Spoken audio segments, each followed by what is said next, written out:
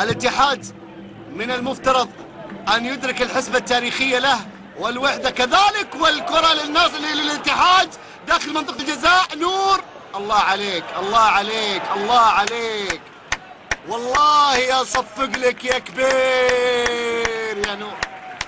خلاص لا أريد متعة، لا أريد لقطات، لا أريد أهداف.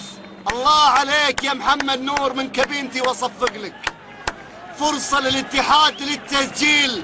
شاهد شقيقة لاعب نادي الوحدة يسقط على، يا جماعة الكبير كبير، والله الكبير لا هو بجول ولا هو باستعراض ولا هو بكعب. الله عليك يا نور، الله عليك يا نور.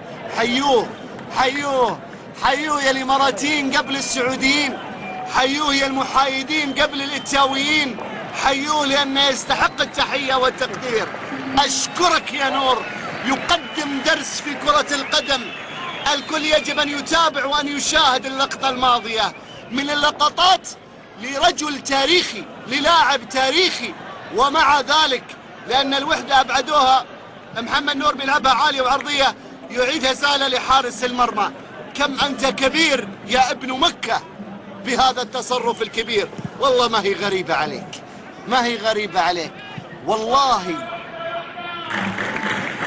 هذه لنور، هذه لنور. التحية الماضية لنور يستحقها بكل تقدير وكل احترام لهذا النجم الكبير.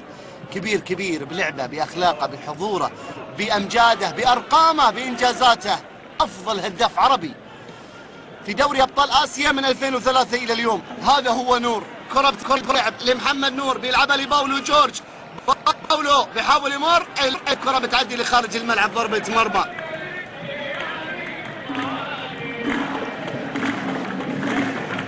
لقطة الصراحة والله الشعر جنبي وقف فيها. اللقطة اللي عملها محمد، فرصة للإدي كانت للتسجيل، كان ممكن يسمع ويسدد. أبعدها، أعطاها لإدي. الوحدة. تحية لك يا محمد نور.